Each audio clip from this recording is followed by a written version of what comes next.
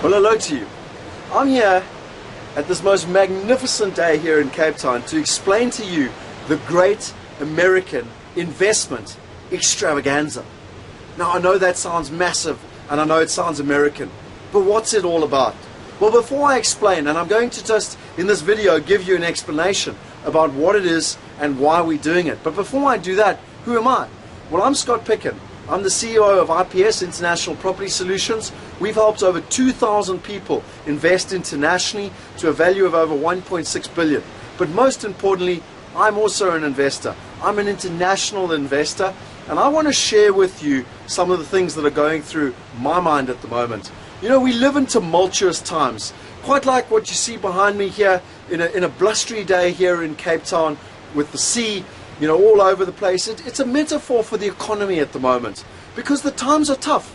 You know, there's so much uncertainty. In fact, the only certainty that we know is that there's going to be uncertainty.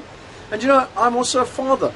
I've just had my son. He's about 9 months old now, and I believe that we've got a number of issues and concerns that are prevalent for both myself and my family, but I'm sure it's the same for yourself. The first one is a concern for the future. You know, I pay a lot of attention to Clem Santa. I think he's one of the most foremost thinkers here in South Africa. And it deeply concerns me that in September, when I presented with him, he gave us a scenario of 10% for failed state. And yet, just a month ago, he upped that scenario to 25%. Now, I'm not here to be a doom-mongerer.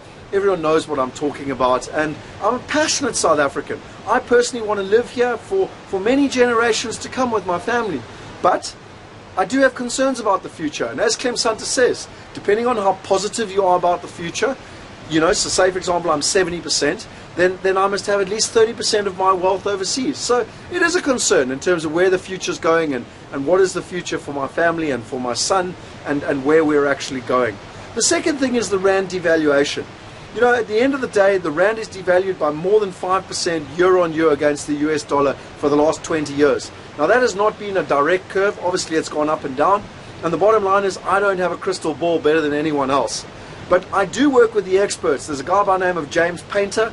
He's been analyzing the rand for many years. And since 2005, he's had a higher than 80% accuracy on actually determining where the rand is going to go in the future. What's really worrying is that we're currently sitting at about 8.90, 9 rand to the dollar. He reckons that in the next couple of months, 2 to 3 months, we're going to be between 9.40 and 10.50. And that's based on the fundamentals. It's based on economics. It's based on the political agendas. It's based on what is actually happening tangibly in the economy. But the thing that really bothers me is where are we going to be in a couple of years? And his prediction is anywhere from 14 rand to 20 rand to the dollar. That's our global wealth, you know, that's what we will be measured on globally, basically. And effectively, we're on a treadmill. We've got to run that much faster just to keep up with our fellow global citizens. And one of my clients said to me, which I think is a classic, he says, you know, at the end of the day, unless he's got offshore investments, he's a rand prisoner. And then lastly, you know, taking those two major things into account, I, as a wise and studious investor and someone who wants to look after the best interests of my family, I want to invest globally and look overseas. But the problem is that 80% of South Africans that invest overseas actually lose money. So what do you do?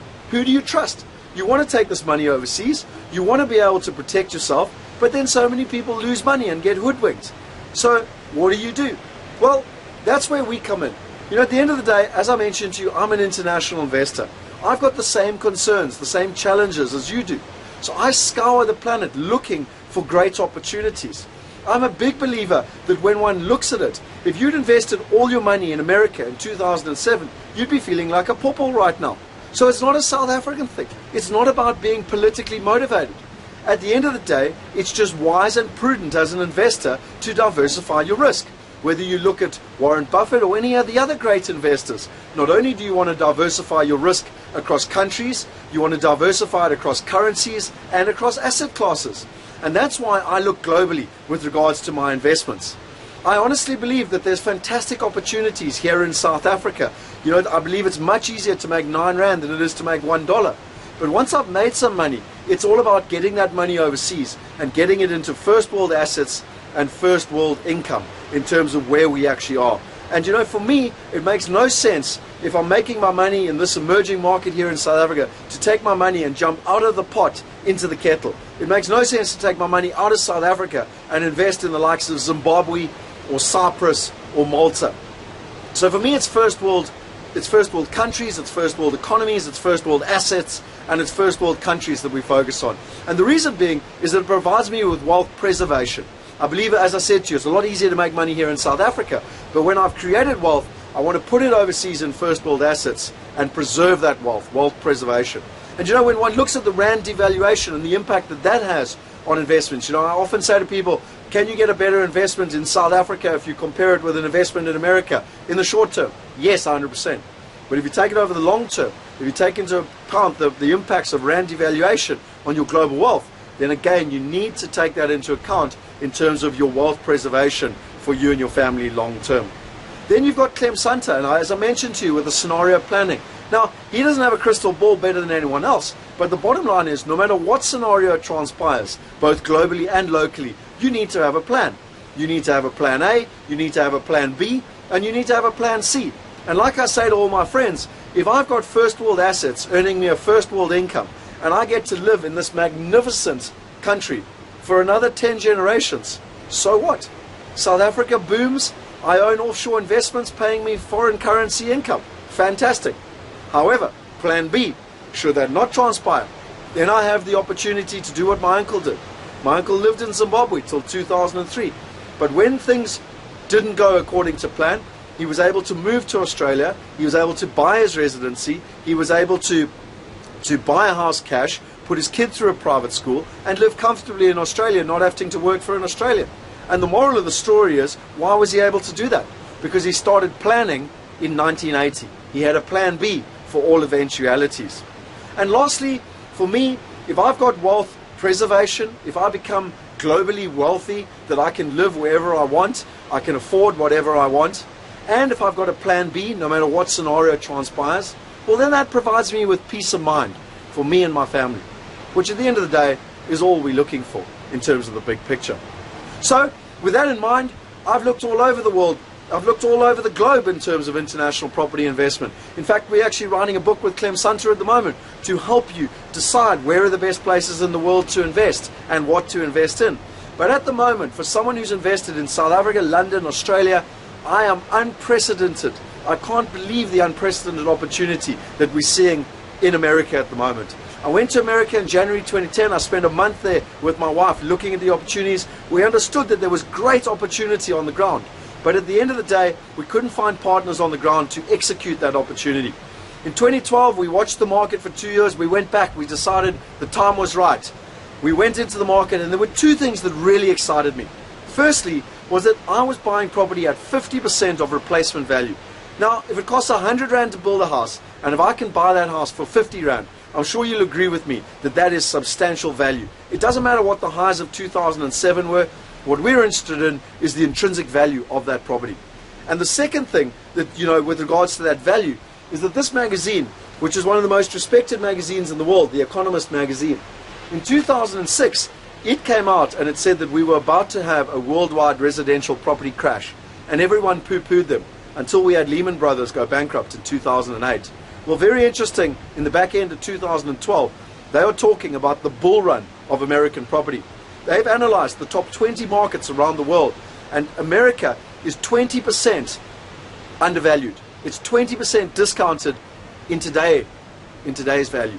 And that's awesome for you, because that means you're buying it at a discount, you've got the greatest opportunity for capital growth, and you've got the opportunity to get a great yield.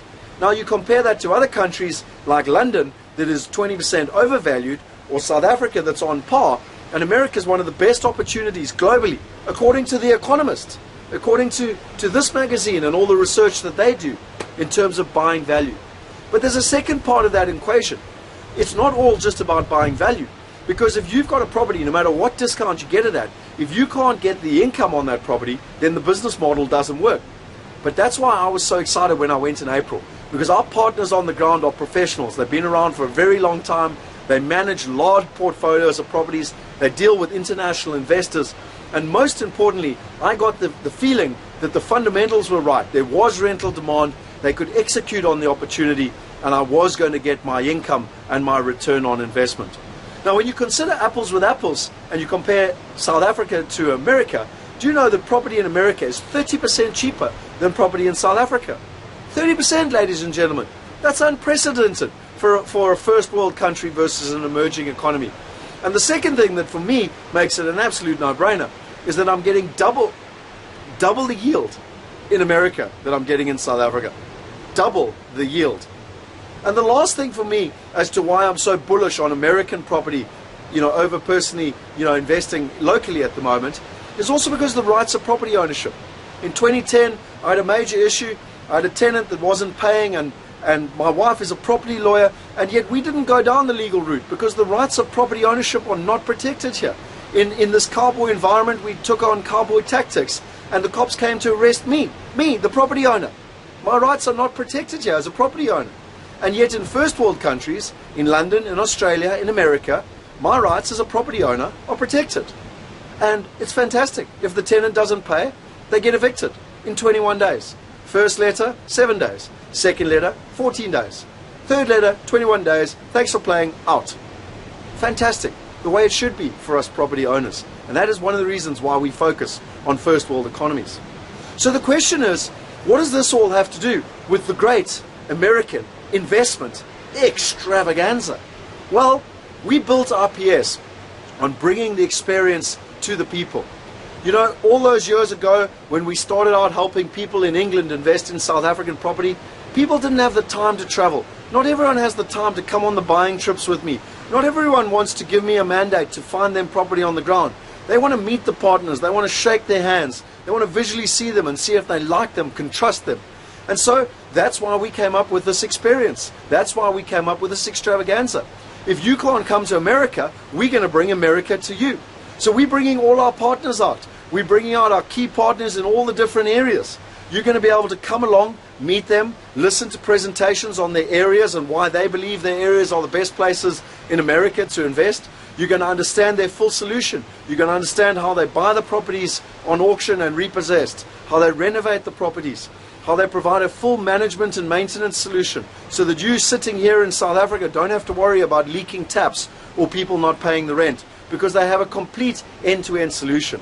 So at the great USA investment extravaganza, you can come along. You will get all the information. We always say that property is about two things. It's about getting the information and about having the right partners. And at this event, in one day, you can come along, you can get the right information so that you can make educated and informed decisions, and then you can meet the partners. And we'll have everyone.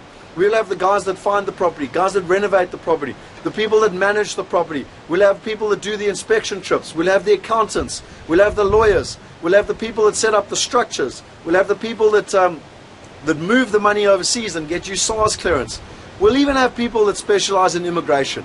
It'll be a full one-stop shop. In one day, you can come in, get all the information, meet the partners, and even take action. Because the greatest thing is we'll have live opportunities on the ground that you will actually be able to tangibly get involved. So that is what it's all about. That is what the great American investment extravaganza is. At the end of the day, you need to go below here. You need to click on the get involved in the event. You need to buy a ticket to come and be part of it. And as I'm sure you can appreciate, there's a massive expense bringing these guys out from America so that you can have the real experience here in South Africa. But you pay for your ticket on the door. And then for a few unique, sophisticated clients, we're also setting up one-on-one investment consultations. Now, that's where you actually sit with our best of breed partners. They get to understand exactly what you are wanting to achieve. They'll be able to point you in the right direction. They'll give you comfort in terms of what they do. Now, as you can imagine, the guys have very limited time. We're only in each city for about 1.5 days. And so we need to schedule appointments. And just to make sure that we don't mess our partners around, we're putting down a 500 Rand deposit. So you need to pay for that 500 Rand deposit. You then get to meet the partners, and we will refund that deposit after the meeting. It's just to make sure that it runs smoothly and that we know that we've got people that are truly committed to getting the right information and ultimately being able to make educated and informed decisions. And then lastly, why IPS? There's a lot of people out there, a lot of people running around in terms of in promoting different offshore destinations, including America.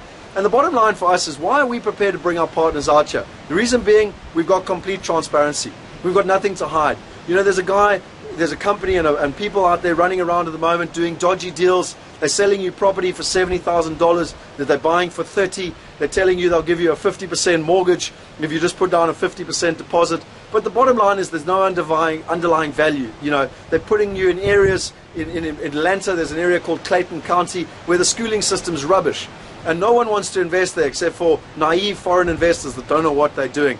But that's not about us. Our partners know what they're doing. We've got nothing to hide. We've got complete transparency. So you can come over here and meet them. They will come in and actually talk to you and explain everything, open book in terms of where you are.